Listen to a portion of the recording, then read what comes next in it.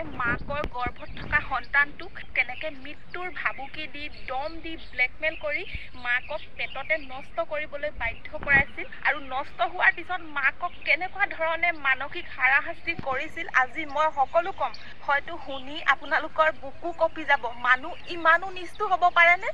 শিশুটোৰ মাকে তেখেতৰ ওচৰত বহুত কাকতি মিনতি কৰাৰ পিছতো আৰু ডক্তৰেও মানা কৰাৰ পিছতো ডক্তৰে ডাইৰেক্ট মানা কৰিছিল যদিহে সন্তানটো নষ্ট কৰে তেনেহ'লে মাকৰ কাৰণে বিপদ হ'ব, মাকৰ ৰিস্ক আছে, গতিকে সন্তানটো জন্ম দিবলৈ দিয়ক। কিন্তু তেখেতে নামানিলে। বহুত হ'ল, বহুত ধৈৰ্য ধৰিলোঁ, বহুত বুজালোঁ তেওঁক, ময়ো বহুত বুজালোঁ আৰু বেলেগ এগৰাকী ইউটিউবাৰেও বুজালে আৰু বেলেগ এজন ইউটিউবাৰ দাদাইও তেখেতক বুজাইছিলে, কিন্তু তেখেতে কাৰো বুজনি নামানে আৰু সেইটো কাৰণে উপায় নাই, আজি মই ৰাজহুৱা কৰিবই লাগিব। আৰু এতিয়া মই আৰম্ভণিৰ পৰা সকলো ক'ম, গতিকে আপোনালোকে যিমান পাৰে ভিডিঅ'টো শ্বেয়াৰ কৰক আৰু লগতে সৰু সৰু 18 বছৰ তলৰ বাচ্চাসকলক এটা অনুৰোধ, তোমালোকে এই ভিডিঅ'টো নাচাবা, ঠিক আছে? মই এটা কথা কওঁ, সেই ছোৱালীজনী বেয়া, মানি লৈছোঁ, তাই বহুত বেছি বদমাছ। এজনী বদমাছ ছোৱালীয়ে আপোনাক মাতিলে বুলিয়ে গাড়ীত তেল ভৰাই দিম বুলি ক'লে বুলিয়ে আপুনি কি দৌৰি আহি যাব নেকি? আপুনিতো এজন বহুত ভদ্ৰ জ্ঞানী মানুহ, আপুনিতো দমভালি মাৰি থাকে যে মই শাক খোৱা ভাত খোৱা ভিডিঅ' নবনাওঁ, মই সমাজত সদায় ইনফৰ্মেশ্যন দিওঁ, মই এজন ভদ্ৰ মানুহ বুলি পৰিচয় দি থাকে। আপুনি যদি ইমান ভদ্ৰ তেনেহ'লে এজনী বদমাছ ছোৱালীয়ে আপোনাক গাড়ীত তেল ভৰাই দিম, ফুল টেংকি কৰি দিম বুলি ক'লে আপুনি সেই ছোৱালীজনীৰ লগত শুবলৈ আহি যাব নেকি? আজি সেই ছোৱালীজনীয়ে আপোনাক তেল ভৰাই দিম বুলি মাতিলে আপুনি তাইৰ ওচৰলৈ আহিলে, কাইলৈ যদি আৰু কোনোবাই মাতে তেতিয়া আপুনি কি বেলেগৰ ওচৰলৈও যাব নেকি? কিছুমান ছোৱালী থাকে পইচাৰ কাৰণে পুৰুষৰ ওচৰত নিজেই বিক্ৰী হয়, কিন্তু আপুনি তেনেকুৱা এজন পুৰুষ নেকি যিজন পুৰুষে পইচাৰ কাৰণে মহিলাৰ সন্মুখত বিক্ৰী হয়? আপুনি এজন পুৰুষ দেশ ব্যৱসায় নেকি? মাইকী মানুহে আপোনাক পইচা দিম বুলি ক'লে, গাড়ীত তেল ভৰাই দিম বুলি ক'লে আপুনি সেই মাইকীৰ লগত আপুনি নিজৰ দেহটো দিয়েগৈ নেকি? আপুনি এজন ইমান থাৰ্ড ক্লাছ মানুহ, এনেকুৱা এটা থাৰ্ড ক্লাছ কথা ছ'চিয়েল মিডিয়াত ক'বলৈ, আপুনি ইমান ভাল ভিডিঅ' বনোৱা এজন মানুহে এনেকুৱা নিজ কিছুমান কথা ছ'চিয়েল মিডিয়াত প্ৰচাৰ কৰি আপুনি নৱপ্ৰজন্মক কি বুজাব বিচাৰিছে? আপোনাৰ লগত শুবলৈ মোৰ মন গৈছে যে আপোনাৰ পইচা নাই, মই পইচা দিম, আপুনি আহক আৰু মোৰ গাড়ীখনত প্ৰায় 2000-2500 টকা তেল সোমাই টেংকি ফুল কৰি দিয়ে মোক। মই মানি লৈছোঁ 100ৰ ভিতৰত ছোৱালীজনীৰ গাত 80% দুখ আছে। আপোনাতকৈ ছোৱালীজনী বেয়া, কিয়নো আপুনি ছোৱালীজনীক প্ৰথমে মিঠা মিঠা কথা ক'লে, ইমানেই মৰম দেখুৱালে, ইমানেই কেয়াৰ দেখুৱালে, সেই মিঠা মিঠা কথাত ছোৱালীজনী ভুল গ'ল। আপুনি তাইক এনেকুৱাকৈ বিশ্বাস দিলে, চকু মুদি মাত্ৰ আপোনাক বিশ্বাস কৰি সৰ্বস্ব উজাৰি দিলে আপোনাক, আৰু সেইটোৱে হ'ল ছোৱালীজনীৰ ভুল। আপোনাক বিশ্বাস কৰাটোৱে হ'ল সেই ছোৱালীজনীৰ ভুল, কিন্তু তাৰ পিছতো আপুনি সেই ছোৱালীজনীৰ মূল নুবুজিলে। এবাৰ অতীতলৈ গৈ পেলাই ভাবক, সেই ছোৱালীজনীয়ে আপোনাক কিমান মৰম দিছিলে, আৰু যে আপুনি সেই ছোৱালীজনীয়ে মোক গাড়ীত তেল ভৰাই দিয়ে বুলি কৈছিলে, আপোনাক এইটো সময়ত তেল ভৰাই দিছিলে যিটো সময়ত আপোনাৰ মাংস দোকানখন বন্ধ হৈ গৈছিলে। আপুনি সেই ছোৱালীজনীৰ ওচৰত প্ৰকাশ কৰিছিলে যে মোৰ আজিকালি টকা পইচা বহুত অসুবিধা হৈছে, 50,000 টকা মোৰ মাহেকত লোন দিব লাগে, মোৰ ঘৰ চলিব লাগে, মোৰ বহুত অসুবিধা হয়, আজিকালি পইচা পাতি দিগদাৰ হয়। বৰঞ্চ আপুনি নিজৰ মুখেৰে সেই ছোৱালীজনীক কৈছে যে 1000 টকা এটা তেল ভৰাই দিয়া নেকি? তেতিয়া আপোনাৰ দুখ মৰম বুজি পেলাই ছোৱালীজনীয়ে আপোনাক গাড়ীত তেল ভৰাই দিয়ে। আৰু এটা কথা, আপোনালোকৰ খোৱা বোৱা সমস্ত বিল যে তাই দিয়ে বুলি কৈছে, কিন্তু প্ৰথম অৱস্থাততো চব আপুনিয়ে দি আছিলে, কিন্তু যেতিয়া আপোনাৰ বেয়া দিন আহিছিলে, আপোনাৰ দোকান বন্ধ হৈ গৈছিলে, তেতিয়া মৰমত সেই ছোৱালীজনীয়ে আপোনাৰ দুখ সহ্য কৰিব নোৱাৰি পেলাই যিখিনি আপোনালোকৰ মাজত খৰচ হয় সেই ছোৱালীজনীয়ে বহন কৰিছিলে। সেইটো এটা পইণ্ট নেকি আপুনি বাচিব পৰা?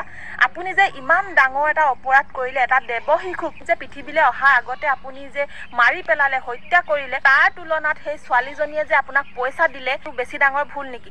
আৰে আপোনাৰ লগত এটা ৰিলেশ্যনত আছিল, ভাল পাইছিল, তাই আপোনাক মৰম কৰিছিল, যাৰ কাৰণে আপোনাক সমস্ত দেশ উজাৰি দিছিলে। ছোৱালীজনীয়ে ভাল পাইছিল, মৰম কৰিছিল কাৰণেহে আপোনাৰ দুখ বুজি পেলাই তাই পইচা দিছিল। যেতিয়া নেকি দুজনৰ মাজত এটা সম্বন্ধ থাকে, পইচাটো আপুনিয়ে দিয়ক বা ছোৱালীজনীয়ে দিয়ক, কোনে দিয়ক মতলব নাই, মুঠতে দুজনৰ ভিতৰত কোনোবা এজনে দিলেই হ'ল, নহয় জানো? সেইটো আকৌ আপুনি এতিয়া অস্ত্ৰ হিচাপে ব্যৱহাৰ কৰিছে, লাজ লগা নাইনে আপোনাৰ? আৰু দ্বিতীয় কথা, ছোৱালীজনীৰ গাততো ভুল আছিলে, আপোনাৰ মিঠা মিঠা কথাত ভুল গৈ আপোনাক বিশ্বাস কৰি আপোনাক সৰ্বস্ব এৰি দিলে, সেইটোতো ভুল আছিলে। কিন্তু আপুনি যদি ইমান ভাল আছিলে, আপুনি যদি ইমান ধোৱা তুলসী পাত আছিলে, আপোনাৰ যদি পত্নীৰ লগত কোৰ্ট মেৰেজ আছিলে, ইমান মৰম আছিলে, তেনেহ'লে আপুনি সেই মৰমৰ পত্নীজনীক এৰি পেলাই এজনী বেলেগ ছোৱালীৰ লগত কিয় শুবলৈ আহিছিলে? যিজনী পত্নীক আপুনি এতিয়া ইমান মৰম দেখুৱাই আছে, সেই মৰমৰ পত্নীজনীৰে আপুনি আপোন হৈ থাকিব নোৱাৰিলে, তেনেহ'লে সেই ছোৱালীজনীৰ আপুনি কেনেকৈ আপোন হ'ব পাৰিব? এতিয়া শুনিছোঁ আপোনাৰ আৰু কাৰোবাৰ লগত ৰিলেশ্যন আছে, তেতিয়াহ'লে সেই ছোৱালীজনীও এটা বিপদত পৰিবলৈ গৈ আছে। আপুনি সেই ছোৱালীজনীকোতো ভাল নাপায়, তাইৰ দেহটোৰ কাৰণে তাইৰ লগত খেল কৰি আছে। এতিয়া যি নহওক মই এতিয়া আচল কথালৈ আহোঁ, মানে বেবীটো হত্যা কৰা কথালৈ আহোঁ। কেনেকৈ জোৰ জবজ বেবীটোক হত্যা কৰিছিলে আৰু সেই মাকক মানসিকভাৱে কেনেকৈ অত্যাচাৰ কৰিছিলে অচকাই অসমে, মই সকলোখিনি ক'ম। আপুনি যিজনী ছোৱালীৰ কথা কৈ আছে যে, সেই ছোৱালীজনী যেতিয়া প্ৰেগনেঞ্চি ধৰা পৰিছিলে, তেতিয়া প্ৰায় তাইৰ সন্তানটো গৰ্ভত 1.5 মাহ হৈ গ'ল। আৰু তাৰপিছত আপুনি কি কৰিলে, তাক এইখিনি টেবলেট আনি দিছে খাবলৈ। কিন্তু ছোৱালীজনীয়ে বাধা দিলে যে মই টেবলেট নেখাওঁ, যে সন্তানটো মই ৰাখিব বিচাৰিছোঁ। আপুনি সেই মুহূৰ্তখিনিলৈ এবাৰ মনত পেলাওক, সেই সন্তানৰ মাকে আপোনাক কিমান ৰিকুৱেষ্ট কৰিছিলে, কিমান আপোনাৰ লগত কাজিয়া কৰিছিলে যে মোৰ সন্তানটোক মাৰি নেপেলাব, মোৰ সন্তানটোক আপুনি জীয়াই ৰাখক, আপুনি খুৱাব পিন্ধাব নালাগে, আপুনি তাক একো কৰিব নালাগে, মাত্ৰ আপুনি দেউতাকৰ পৰিচয়টো দিয়ক, মই তুলিম তাক ডাঙৰ কৰিম, মই খুৱাম, ভাল মানুহ বনাম বুলি আপোনাক বহুত ৰিকুৱেষ্ট কৰিছিলে। তাৰপিছত অৱশেষত আপুনি এখন হস্পিটেললৈ লৈ গ'ল। ৰাস্তাত কিন্তু আপোনাৰ সন্তানৰ মাকে কৈ গৈছিলে যে মোৰ সন্তানটোক কিবা এটা কৰি বচাওক না, আপুনি কিবা এটা উপায় উলিয়াওক না, লাগিলে বেলেগকৈ ক'ৰবাত সৰুকৈ ৰুম এটা লৈ দিয়ক, তাক বচাই ৰাখক না, লাগিলে সি জন্ম হোৱাৰ পিছত আপুনি মোৰ জীৱনৰ পৰা আঁতৰিয়ে যাব, মই অকলে ডাঙৰ কৰিম, মাত্ৰ তাক পৃথিৱীলৈ আহিবলৈ দিয়ক, তাক মাৰি নেপেলাব। সিমানখিনিলৈকে আপোনাক মাকে ৰিকুৱেষ্ট কৰিছিল।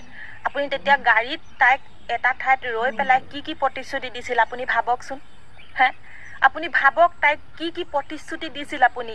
আমাৰ গোটেই জীৱনটো আছে দেখোন, আমি পিছত ল'ম বাচ্চা, এতিয়া নালাগে, যেতিয়া সময় হ'ব আমি ল'মতো বাচ্চা, আমি ৰাখিমতো, এতিয়া মই নাই বিচৰা আকৌ এইখিনি সময়ত, মই আছোঁতো তোমাৰ লগত। তাই হাতখন ধৰি পেলাই যে আপুনি কৈছিলে সেই মুহূৰ্তখিনিলৈ এবাৰ মনত পেলাওক, মই আছোঁতো তোমাৰ লগত, কিয় চিন্তা কৰিছা, মই আছোঁ নহয়, তুমি চিন্তা নকৰিবা, মই সদায় আছোঁ তোমাৰ লগত, আপুনি তেনেকৈ প্ৰতিশ্ৰুতি দিছিলে। তাৰপিছত যেতিয়া আপোনাৰ মৰমৰ কথাত তাই ভুল নগ'ল, তেতিয়া আপোনাৰ লগত যেতিয়া তাই উল্টাই যুঁজিব ল'লে যে আপুনি এটা সন্তান মাৰিবলৈ আপোনাক অধিকাৰ কোনে দিলে, যিজন ডক্তৰে ৱাচ কৰিব সেই ডক্তৰজনক অধিকাৰ কোনে দিছে এটা সন্তান মাৰিবলৈ? মাকে যেতিয়া নেকি মাৰিব বিচৰা নাই, ৰাখিব বিচাৰিছে, তেনেহ'লে আপুনি কোন, সেই ডক্তৰজন কোন? এইটো এটা বহুত ডাঙৰ অপৰাধ হয়।